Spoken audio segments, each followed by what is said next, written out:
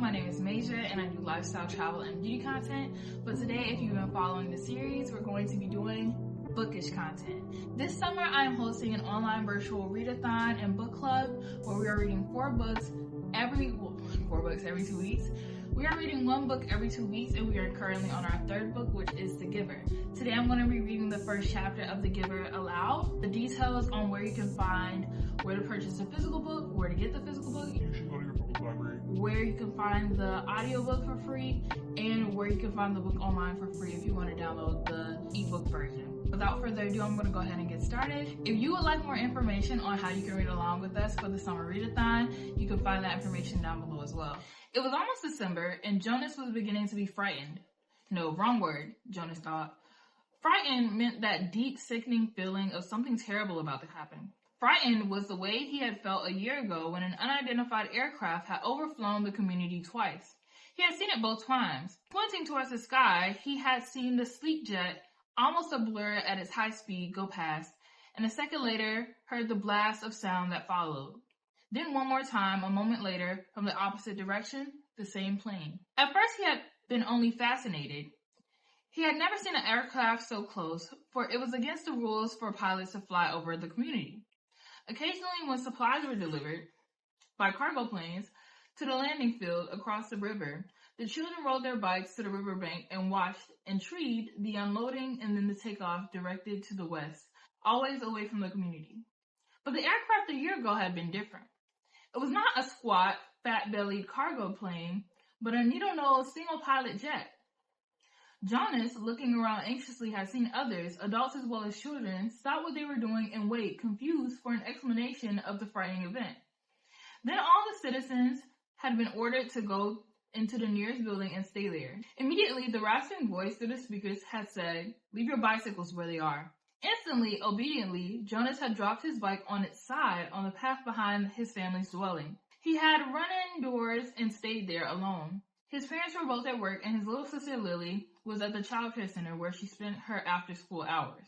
Looking through the front window, he had seen no people, none of the busy afternoon crew of the street cleaners, landscape workers, or food delivery people who usually populated the community at that time of day. He saw only the abandoned bikes here and there on their sides. An upturned wheel on one was still revolving slowly. He had been frightened then. The sense of his own community silent, waiting, had made his stomach churn. He had trembled. But it had been nothing. Within minutes, the speakers crackled again. The voice, reassuring now and less urgent, had explained that a pilot in training had misread his navigational instructions and made a wrong turn. Desperately, the pilot had been trying to make his way back before his error was noticed.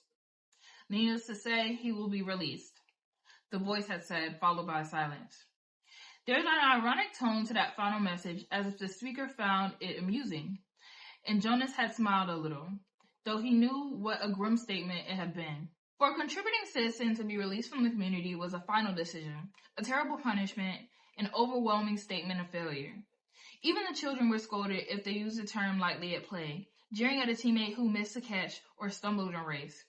Jonas had done it once, had shouted at his best friend, "That's it, Asher, you're released," when Asher's clumsy error had lost a match for his team. He had been taken aside for a brief and serious talk by the coach, had hung his head with guilt and embarrassment, and apologized to Asher after the game. Now, thinking about the feeling of fear as he pedaled home along the river path, he remembered that moment of palatable, stomach-shrinking terror when the aircraft had streaked above. It was not what he was feeling now with December approaching. He searched for the right word to describe his own feeling. Jonas was careful about language, not like his friend Asher, who talked too fast and mixed things up, scrambling words and phrases until they were barely recognizable and often very funny. Jonas grinned, remembering the morning that Asher had dashed into the classroom, late as usual, arriving breathlessly in the middle of the chanting of the morning anthem. When the class took their seats at the conclusion of the patriotic hymn, Asher remained standing to make his public apology as was required. "I apologize for inconveniencing my learning community." Asher ran through the standard apology phrase rapidly, still catching his breath. The instructor and the class waited patiently for his explanation. The students had all been grinning because they had listened to Asher's explanations so many times before. "I left home at the correct time, but when I was riding along near the hatchery, the crew was separating some salmon. I guess I got distraught watching them. I apologized to my classmates, Asher concluded. He smoothed his rumpled tunic and sat down. We accept your apology, Asher, the instructor said. He was smiling. And I thank you because once again you have provided an opportunity for a lesson in language. Distraught is too strong an adjective to describe salmon viewing. He turned and wrote distraught on the instructional board. Beside it, he wrote distracted. Jonas, nearing his home now, smiled at the recollection. Thinking still, as he wheeled his bike into its narrow port beside the door, he realized that frightened was the wrong word to describe his feelings now that December was almost here. It was too strong an adjective. He had waited a long time for this special December. Now that it was almost upon him, he wasn't frightened, but he was eager, he decided. He was eager for it to come, and he was excited, certainly. All of the 11s were excited about the event that would be coming so soon. But there was a little shudder of nervousness when he thought about it, about what might happen. Apprehensive, Jonas decided. That's what I am. Who wants to be the first tonight for feelings? Jonas's father asked at the conclusion of their evening meal. It was one of the rituals, the evening telling of feelings. Sometimes Jonas and his sister Lily argued over turns, over who would get to go first. Their parents, of course, were part of the ritual. They too told their feelings each evening. But like all parents, all adults, they didn't fight and wheedle for their turn. Nor did Jonas tonight. His feelings were too complicated this evening. He wanted to share them, but he wasn't eager to begin the process of sifting through his own complicated emotions, even with the help that he knew his parents could give. You go, Lily, he said, seeing his sister, who was much younger, only a 7, wiggling with impatience in her chair. I felt very angry this afternoon, Lily announced. My childcare group was at the play area and we had a visiting group of 7s and they didn't obey the rules at all. One of them, a male, I didn't know his name, kept going right to the front of the line for the slide even though the rest of us were all waiting. I felt so angry at him. I made my hand into a fist, like this. She held up a clenched fist and the rest of the family smiled at her small defiant gesture. Why do you think the visitors didn't obey the rules? Mother asked. Lily considered and shook her head. I don't know. They acted like animals, Jonas suggested. He laughed. That's right, Lily said, laughing too. Like animals. Neither child knew what the word meant exactly, but it was often used to describe someone uneducated or clumsy, someone who didn't fit in. Where were the visitors from? Father asked. Lily frowned, trying to remember. Our leader told us when he made the welcome speech, but I can't remember. I guess I wasn't paying attention. It was from another community. They had to leave very early, and they had their midday meal on the bus. Mother nodded. Do you think it's possible that their rules may be different? And so they simply didn't know what your play area rules were? Lily shrugged and nodded. I suppose. You've visited other communities, haven't you? Jonas asked. My group has often. When we were 6s, we went and shared a whole school day with a group of 6s in their community. How did you feel when you were there? Lily frowned.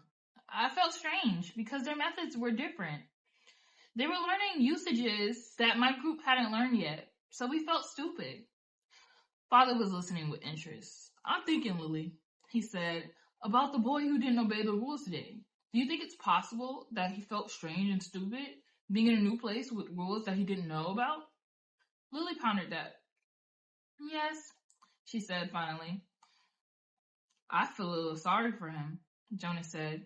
Even though I don't know him, I feel sorry for anyone who is in a place where he feels strange and stupid. How do you feel now, Lily? Father asked. Still angry? I guess not, Lily decided. I guess I feel a little sorry for him.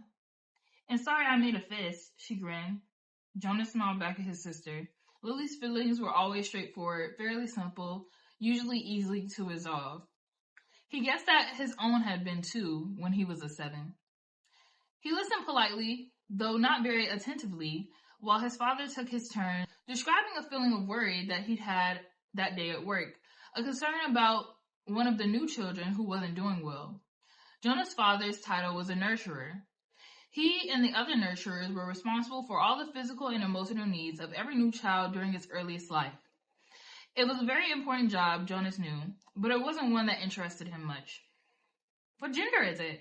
Lily asked. Male, Father said. He's a sweet little male, with a lovely disposition. But he isn't growing as fast as he should, and he doesn't sleep soundly. We have him in an extra care section for supplementary nurturing, but the committee is beginning to talk about releasing him. Oh no, Mother murmured sympathetically. I know how sad that must make you feel. Jonas and Lily both nodded sympathetically as well. Release of new children had always been sad because they hadn't had a chance to enjoy life within the community yet, and they hadn't done anything wrong. There were only 2 occasions of release that were not punishment. Release of the elderly, which was a time of celebration for a life well and fully lived, and the release of a new child, which always brought a sense of what could we have done. This was especially troubling for the nurturers, like Father, who felt they had failed somehow, but it happened very rarely. Well, Father said, I'm going to keep trying. I may ask the committee for permission to bring him here at night, if you don't mind. You know what the night crew nurturers are like. I think this little guy needs something extra. Of course, Mother said, and Jonas and Lily nodded. They had heard Father complain about the night crew before. It was a lesser job, night crew nurturing, assigned to those who lacked the interest or skills or insight for the more vital jobs of the daytime hours. Most of the people on the night crew had not even been given spouses because they lacked somehow the essential capacity to connect to others, which was required for the creation of a family unit. Maybe we could even keep him, Lily suggested sweetly, trying to look innocent. The look was fake, Jonas knew. They all knew. Lily, Mother reminded her, smiling. You know the rules. 2 children, 1 male, 1 female to each family unit. It was written very clearly in the rules. Lily giggled. Well, she said, I thought maybe just this once. Next, Mother, who held a prominent position at the Department of Justice, talked about her feelings. Today, a repeat offender had been brought before her, someone who had broken the rules before, someone who she had hoped had been adequately and fairly punished, and who had been restored to his place, to his job, to his home, his family unit. To see him brought before her a second time caused her overwhelming feelings of frustration and anger, and even guilt that she hadn't made a difference in his life. I feel frightened too for him, she confessed. You know that there's no third chance. The rules say that if there's a third transgression, he simply has to be released, Jonas shivered. He knew it happened. There was even a boy in his group of 11s whose father had been released years before. No one ever mentioned it. The disgrace was unspeakable. It was hard to imagine. Lily stood up and went to her mother. She stroked her mother's arm.